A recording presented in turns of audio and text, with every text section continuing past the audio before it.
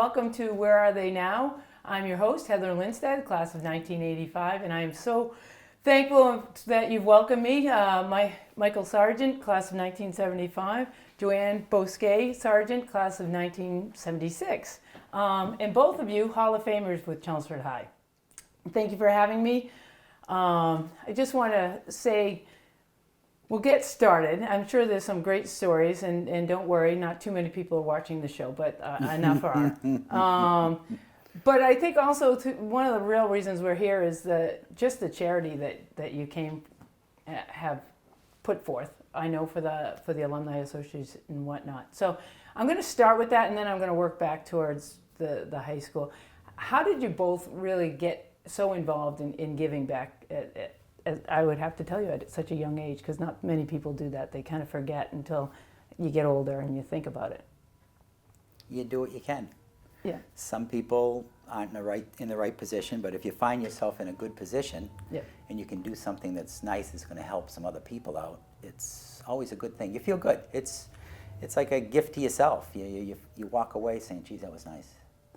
But the things that I've read and those kind of things, it's like you almost feel like there is something out there, and I feel like both of you can kind of talk about that your eyes have been open always to look out for others. Sure, and I think for me personally and for Michael, we both come from, strong family values, but we both ended up in the medical world, so to speak. And I think that when you see people that are suffering and going through hardships, just being the kind of people we are and the type of field we've gravitated to, it becomes natural for us to want to help people. And a lot of things we do, people don't know that we do them. We prefer it that way.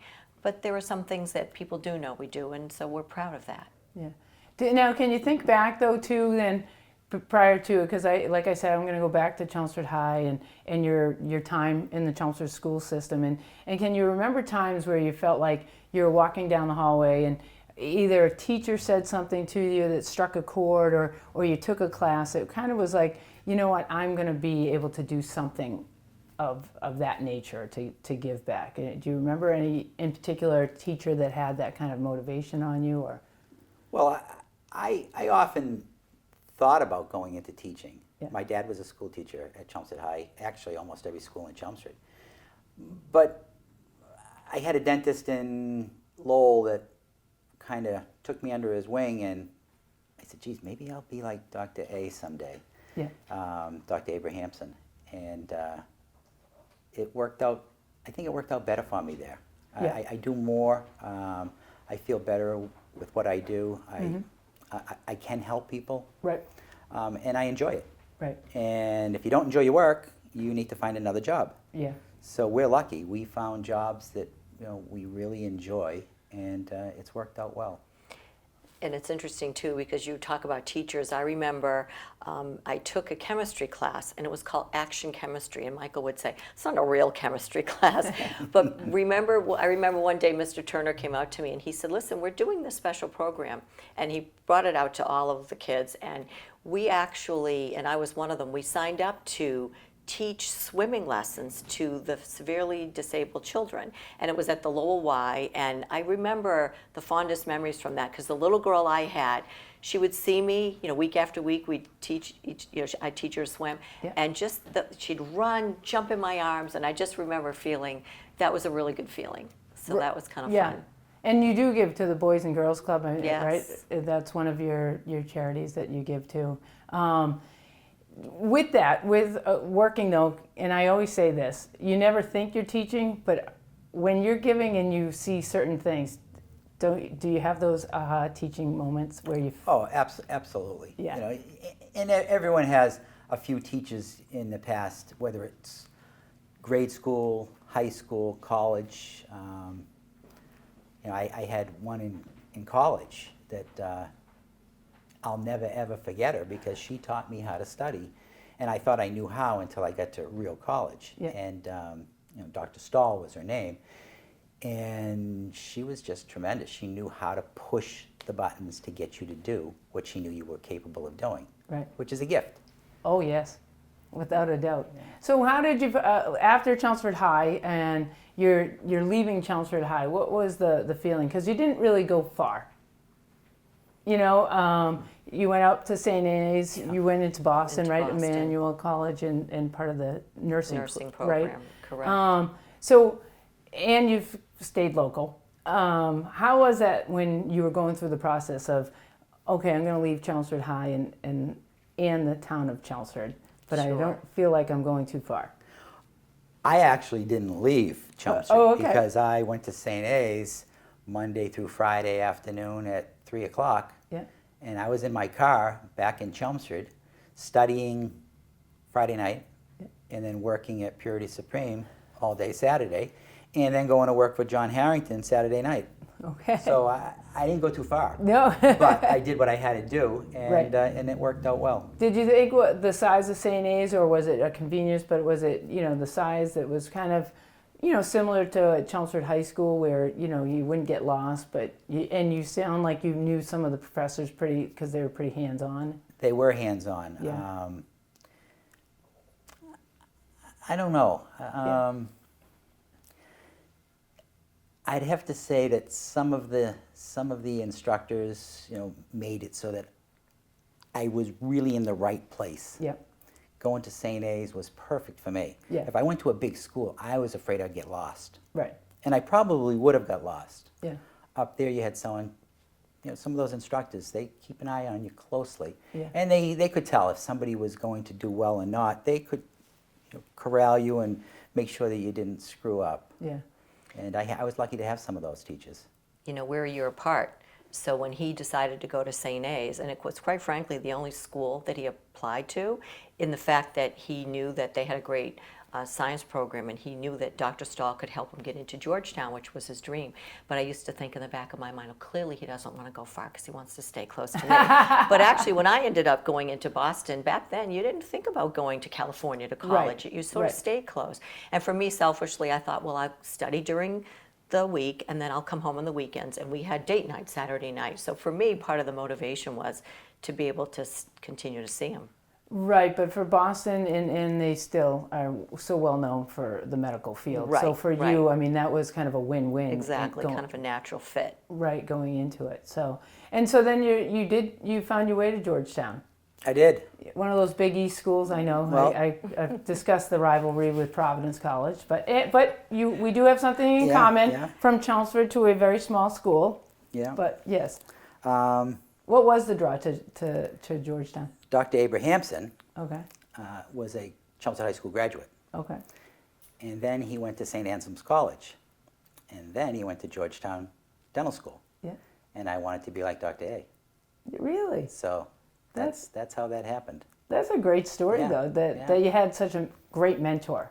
Well, it was always nice. You go to the office Yeah. and he'd give you the big wave, and you felt like $1,000,000 because the dentist waved to you and knew who you were. Right. It was nice. And then he'd take me under his wing and say, "Hey, you want to see what I'm doing over here?" And it just wore on me to the point where I said, "Geez, you know what? I think that's what I might want to do." Yeah. And I did. So it was good. That is a great. Worked out well. Yeah. And so then you headed down to Duke, another wonderful Yes. school, and headed south. So what was Yes. that experience like? So that was great. Leaving the Boston, Chelmsford Exactly. area. Well, I decided I wanted to experience medicine in a different area. Yeah. And my dad was a physician, and I think he was a little bit concerned that I could work in Boston. But I decided to go to Duke and work because I had some high school and nursing school friends that ended up there. So I was happy to go there, and just coincidentally, it was only 5 hours away from DC as Yeah. opposed to 8 or 10 hours away. But I loved it there. It was a great experience for me. I worked in the emergency room, big university. People came from all over the world to go there. And I just knew that I had a short amount of time where I would be experiencing medicine in another part of the country, if you will. Yeah. And so that was really great for me, and I met some wonderful people. So did the small town, I mean, obviously the goal, you had a goal in mind, it sounds like you did too, was always to come back into this neck of the woods? For me, it was. Yeah. For me, it was. Yes, and myself as well too. Yeah. I mean, both our families are from this area, Yeah. and I have 3 sisters, and we're all very close. And I just think it was natural for us to all deliberately stay in the area. So, Yeah. so for me, it was natural to come back. Even for the draw of like some of the bigger hospitals and those kind of things. Yeah, I knew I'd be coming home. Yeah. And so is that why? Is it's just that homey feeling about, you know, how you've, you know, obviously pursued great careers, and then your philanthropy to give back? Is that, I mean, is it because it's a close-knit group, or what is it about kind of the town of Chelmsford that you feel drawn to? Is it family, just that? Well, family probably had a big part in us coming back. Yeah. It's always nice to come back to family. Yeah. And it's also nice to come back to some of the friends that you've had. Yeah. Yeah, it was a natural thing. It wasn't really something that we gave a lot of thought to. It just happened. It Right. rolls, exactly. It rolled right in. Right. Yeah. And I think for myself as well, and I can sort of speak for Michael, but, you know, having lived in DC, having lived in North Carolina, I think what I gained from that is realizing how wonderful New England was. You know, we didn't have to drive 5 hours to the beach, 5 hours to the mountain. It was 45 minutes away to the beach, and we both love the beach, we love the mountains. So just New England itself was a huge draw. Plus, it just so happened our families were here. Yeah. Well, I mean, it is very funny. People that we've interviewed and those kind of things, everybody has that homey Chelmsford feeling. And, you know, I bump into people all the time that, you know, they'll say, oh, I'm from Barica, and I still have that. Really? Am I supposed to be nice to you at this time? You know what I mean? But it is one of those things. And, you know, Yeah. like to talk to like Becky Warren, who is in and around your class and, Right. and doing the stuff at the Lowell Historical, and she's in charge of Chelmsford Historical Society. It does feel like there's that, I don't know, just I would say more of a collaboration though too, because I can tell in certain things that you guys are working on, it just seems like that you want to work with other people, and everybody that you're probably working with has that kind of same attributes. Is that what I would say? Like when you're giving to the big brothers, big sisters, and all the kind of different things that you guys have done. Sure. And it's nice for them to appreciate that we do that, and then they reach out year after year, and then other people reach out, and we're just happy to do it. Yeah. But I mean, do you feel like that's become a niche though with the people that you've surrounded yourself with too? Most of the people that we know Yeah. are usually very generous in what they do for helping others. Yeah. Sometimes it's not a good year, and you see things dip down, and you say, well, next year we got to make sure that make sure we get this better. Right. And you're always trying to make things better. Right. Do what you can. Yeah. It's been good. So give me a fun story that happened Oh, you're gonna put me on the spot. at Chelmsford High that you would say I was remembered for this. Oh, I don't know. Or was it at Purity Supreme or at McDonald's? Oh, I'd have to try and clean them up a little bit. Don't worry. I mean, I interviewed Jack Fletcher. Yeah. You know. Oh, he's got more stories than me. Is it one for you, Joanne, that Well, you? I don't know if you can call this funny, but you mentioned Jack Fletcher. So when Okay. I was in high school, I obviously was in one of his math classes, and I knew I wanted to go into the field of nursing.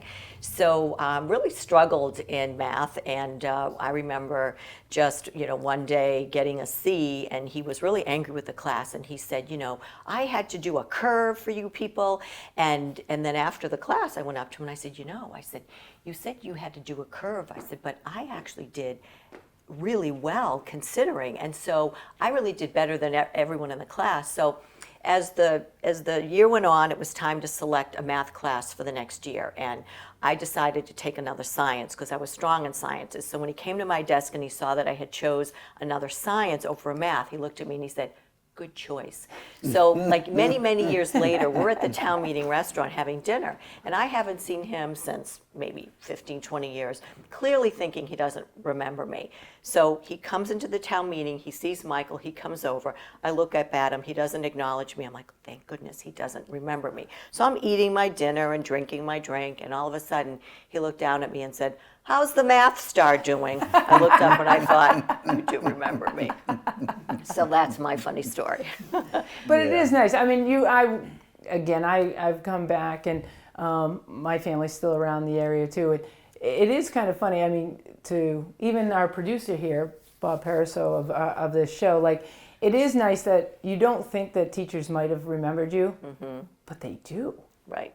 And that's why you're not telling any stories, because they must have a story on you that they probably there probably shared is. with your dad. Oh, my dad had some stories. Yeah. I couldn't hold a candle to his stories. Okay. Yeah, I'll tell you one real quick one. In the old high school, and that's where he did most of his teaching, corridor duty in between classes. He'd have to go out there with one of his buddies and they'd walk up and down the corridor. And he knew that back in the days in the 60s, the boys would go in the bathroom and they'd be smoking. So he'd walk by and he'd kick the bathroom door open. One day he saw smoke coming up on the other side of the privacy barrier. He says, So he told his buddy, I think it was Mr. Dunnigan. No. He said, listen, he says, run around the corner, the first door on the right. He said, go in, get that big gray barrel and bring it out here. So he ran around the corner. My father's waiting at the door. He gives him the barrel. He says, when I count to 3, kick the door open. So 1, 2, 3, he kicks the door open. My father runs in with the barrel yelling, fire, fire. And he doused the kid that was smoking. And he said, oh, I am so sorry. He said, I just know there's no smoking in the bathrooms, and I saw smoke, and I just assumed there was a fire. Those were just one of the few things that he did. So did you feel like you were in trouble if you did anything wrong in the school system? Oh, I was in trouble. Yeah. Oh, yeah. And that's probably why I didn't get in as much trouble. Okay. Because I knew. Yeah, you knew the shenanigans. Bob that had he my knew dad. about. He knew. He was a strict disciplinarian. Yeah. And you'd pay the price if you didn't do what you were supposed to be doing. Yeah. Which was good.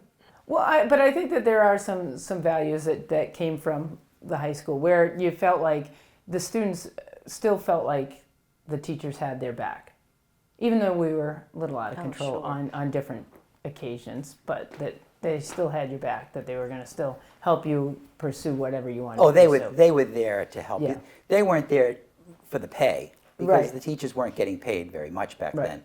They were there because that was something that they truly enjoyed doing. And now looking back, you can appreciate it even more because you saw what they did, you saw what they gave up Right. in order to be a teacher.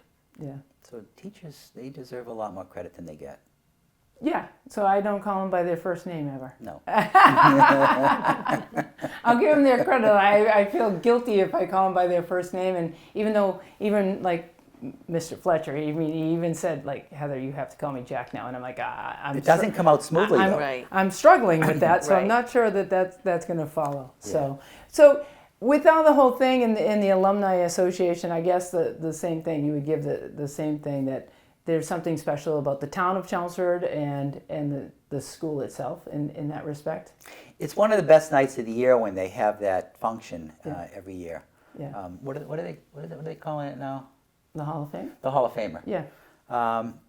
It's really, really an eye-opening thing. You go there and you see people that have come together for that one night and they pack the place. Yep. And it's great. And it would be nice if that continues to keep happening. Right. How did you feel when you got the call to go into the Hall of Fame? I got the call, but it was, I think somebody wrote down the number and it was George Simonian's number. And I got home late. And they said, you have to call this number.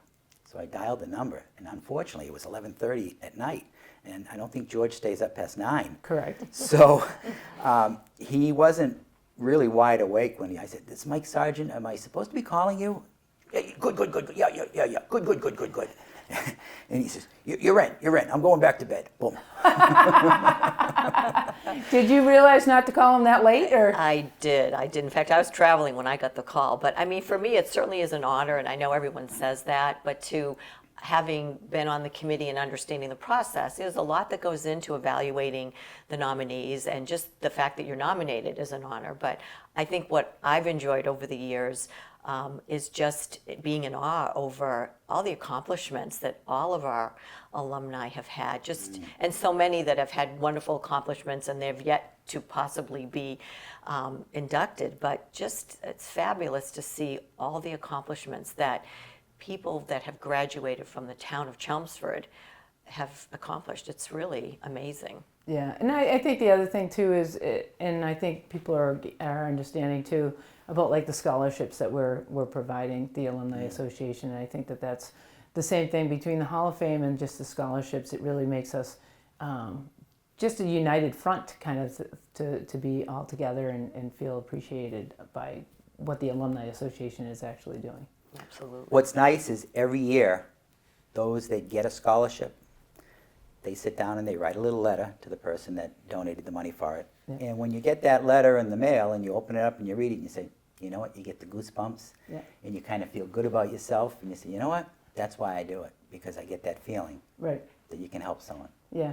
So it's nice. And did you ever think, like, when you were like kind of graduating from Chelmsford High, that this would all come this full circle? I couldn't think that far ahead. Well, you sounded like you did. You knew where you were Yeah. going to college for sure. I did. That's only because Dr. A went there. Yeah. Right. No, I think we've been very fortunate. A lot of hard work, a lot Yeah. of great mentors in our life, Yeah. and to even still have teachers that are in our community and that we can chat with and just call friends is really nice. Right. Well, I mean, I've got to wrap things up, and I mean, I can't believe that I would be. He's going to tell me I'm not, but I'm in the Hall of Fame with you. I'm not sure how I got in now. When I talk to different people, I'm like, how did I get in there? If these people are in there, maybe I should give it back and say, No, like, go I'm back. We said the same thing. Yeah. So in the small little town of Chelmsford, though, and everything that you've done, the Hall of Fame and those kind of things, talk more about just how you feel about the community, the town of Chelmsford, the growth of Chelmsford, and where you guys have been at. And I can answer that to start with, and that is that when we both realized we wanted to come back in town and build, his business initially, we really painstakingly chose the property that we're in, 21 Chelmsford Street, which for those of us that are from town knew it as, Erickson's Erickson's Corner. house and antique barn, and Yeah. nobody except Michael would have had the vision to see that this dilapidated building, who had just gone in disrepair over the years, could be restored into a beautiful, facility. Yeah. And then as years went on and I started my own business, Michael said, I think I want to buy that house across the street. And I looked at it and wasn't as in bad shape, but we, again, had the vision to do it. And so now we're really happy that two centerpieces of town have been restored to meet historical specifications, and we take pride in maintaining that. So we're really happy with the outcome and the fact that in some ways it's part of the beautification, if you will, of the center, because it really has become focal eyepiece. Well, now because you have to stop too, because there's lights, so you get to Yes. actually see it too. But I mean, Perfect spot. I'm sure when you were young too that you just remember just driving straight through the Yeah. center. I mean, you were going to Purity Supreme. I don't know where from, but you just go whipping through it, right? Sure. And so I know we needed lights, but Yeah. the whole thing is. And we got them too, didn't we? Yeah, we. And it's fun because, in my business, I'll ask people, how did you hear about Begin With Skin? And they'll say, Yeah. well, I was stuck in traffic and I happened Yeah. to look over at the sign. Beautiful. Yeah.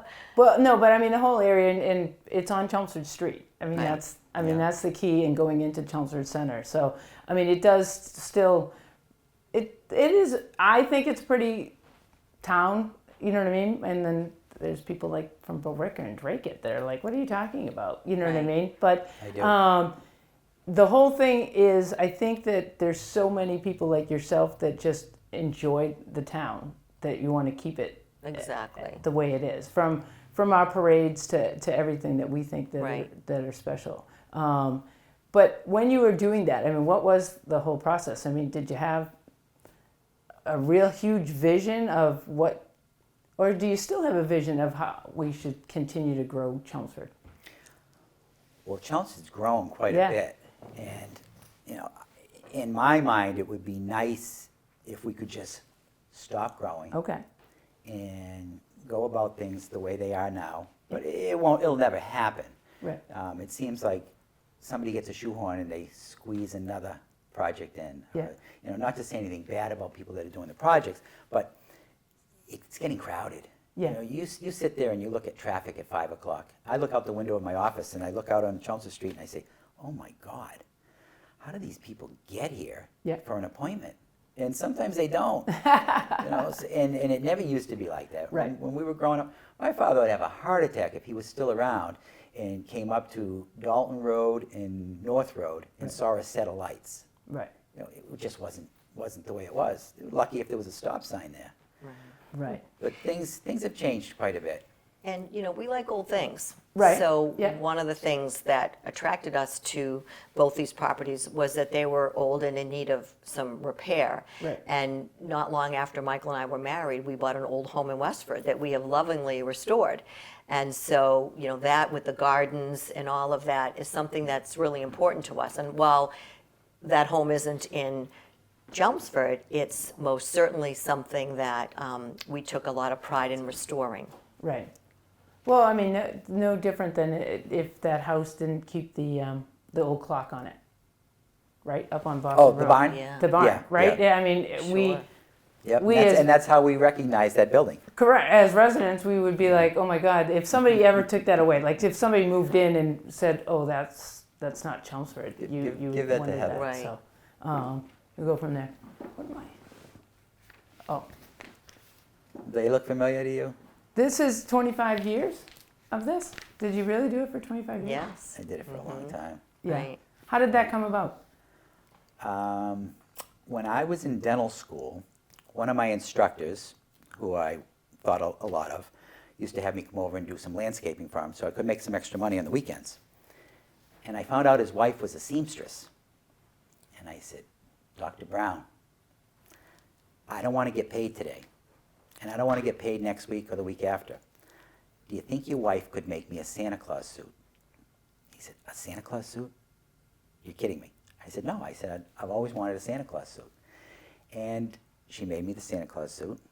And when I came home, and I used to, I know, every once in a while, on a Friday or Saturday night, I'd go out with the guys, but I'd be dressed as Santa Claus around the Christmas time, and I'd be in Yeah. the bars with these guys. And it was fun. Yeah. You saw people happy. Right. It just made people happy. Right. And when I came home, I said, you know what? I said, I'm going to play Santa Claus down at the Common when they light the Christmas tree every year. And I did that for a long time. And Joanne was Mrs. Claus. Yeah. And in fact, she got dressed up sometimes So as with the Mrs. Claus. McHughes, is that the same thing? Yes, Yes. the McHughes were Yes. playing Yeah. the horns, and I was Santa Claus. And one of my favorite stories, so the first year that they asked us to do this, Michael had a little red sports car. So he drove the car, I was with him, and we parked it behind a building. And then we came out of the car, and I made sure to stay in a distance, because that particular year, it was our first year. I wasn't officially Mrs. Claus. So there were 11 children that showed up for this tree lighting ceremony right in the little center over here. Yeah. And I stayed off in a distance, and he loved every second of it. At the very end, this little child came up to me and said, I know who you are. And I said, you do? Who am I? And she said, you're Mrs. Claus. And I said, you're right, sweetie. So cute. But he did it for 25 years. Yeah. And it grew to hundreds Oh, yeah. of children. Yep. And a big event, and it was really nice. Anyone look familiar in that one? Yeah. Where are you? I'm in the So, Dominican Republic. Can I ask you, like, in just talking to you, and so we'll Yeah. know, and I've just, you seem like you're a visionary and you want to create. And is that what happens in certain situations? So you from Santa to traveling to the Dominican, or is it what is it that is it methodical thinking, or do you just come up with these ideas and just go for it? I don't know if it's methodical. Methodical means, in my mind, that you're thinking too far out there. Yeah. It just happens. Some Yeah. people, those things just happen. Like Yeah. that picture that Bob just gave you. When I was in dental school, there was a woman who was very, very, very wealthy. I think she was Miss Venezuela or something. And she used to donate a ton of money to send a group down to Bogota, Colombia, Yeah. and the Dominican Republic. And I said, you know what? I said, I've never been out of the country. I'm signing up for this because this is a free trip. Yeah. And they were going to teach us a little Spanish before we went. So there was, I think in my group, there was 6 or 7. And they paid for us to go down. Now, I thought it was the best thing since sliced bread. My father was furious because he thought, it's not really a safe place. And he was right. It really wasn't a safe place. Right. But we didn't know the difference until we got there, and everyone in the airport had machine guns. Yeah. But that was one of the better things that I did. I went down there with a group. We did free dentistry for the people in the villages. We were so far from Santo Domingo, which is the capital, that we were right in the mountain villages. There was nobody else there. When we were going out there in the little Jeep, 4-wheel drive Jeep, because you had to go across brooks and streams, there was a priest that we saw, and he says, "You're never going to see things like this ever before." He says, "Wait until you get there." Yeah. He said, "This is nothing you've ever seen." And he was right. It was just so bad. But at the same time, my partner and I, the guy that was in my group who was a dentist, we did 1,300 extractions out in the sunlight with bricks underneath the rocking chair legs, and we trained some of the local people how to boil our instruments to sterilize them, and that's what we did for a month. Now, would I ever do it again? No, not in a million years, because you get so sick eating the vegetables, the food, the things that they washed with the local water was not good. But I still have fond memories of that trip. It was a nice thing. So it's one more of those things that I had the opportunity to do something. Right. Somebody was going to send me down there for a free trip. Sign me up. Yeah, until you said. And then you get there and then you find out this is really work. Is this free or am I working? This is really. In fact, just one more thing on that. When we were driving through one of the villages, I saw another priest. They had a lot of priests down there. Yeah. And I hung out the window and I said, "Padre," I said, "any chance you could do me a favor?" He says, "What is it?" I said, "I'm down from Georgetown University." And he says, "Okay." He said, "What can I do for you?" I said, "Well, my father thinks I was crazy to come down here. He didn't want me coming." I said, "Could you do me a favor?" I wrote the phone number down. This is when my father was at the McCarthy School. I wrote the phone number down and I said, "Call him, that's my father. Just let him know that you saw me traveling through your village and that I was still doing well." Yeah. And he did, and my father said, "I was so happy you did that." He said, Wow. "I knew that you were at least in a safe place Right. for that day." Yeah, I was going to say. For that day. But yeah, And it's interesting because he was telling me that the reason why he was interested in going down is that, Georgetown had a medical group of students and then the dental group. The medical group were actually staying in a resort. So he thought he Really? was going to the resort. Well, they went to Bogota. Okay. And Bogota, they were in hotels. Yeah. We were in thatched roof buildings with dirt floors and bowls running up and down the one dirt road. Yeah. I mean, it was horrible. But it was good at the same time because I get some nice pictures of the mountains. I had never been to a place Right. like that. And it was a nice And you trip. made a difference. We made a huge difference. Huge that's, difference. Right. You figure 1,300 teeth we took out. Now, they would come and line up in the morning. There'd be 100 that would line up from all the surrounding villages. And they'd just wait, and they would bring something to you. And that was the thing that made it worthwhile. They had nothing. Right. These people were so poor, it was ridiculous. They would come in with some fruits and vegetables that they picked that morning, and they'd walk up to you, and they'd give it to you as a gift after you took out a tooth that was hurting them for so long. And you remember those things for Right. the rest of your life. Right. It was nice. Wow. I would never go back. Like but it you was said, nice. but I mean, that's honest. Yeah. But I mean, but obviously in the nursing profession, you must have seen some things that you didn't want to ever see too. Oh, sure. Yeah. I mean, working in the emergency room, Right. you see a lot of life and death. And, you have to muster every strength you have to save a life and Yeah. focus on that person. But I never went out to the jungles, but Well, certainly. yeah. But being in the ER Yes. it made a difference. So, but anyways, I can't thank you enough for having me here to speak to you. You spell Chelmsford very well. I will have to thank say you. that Thank you. that CHS and the town of Chelmsford are very lucky to have you. So thank you and keep doing what you're doing. Thanks a Thank lot. you. Thank you. Thanks for having us.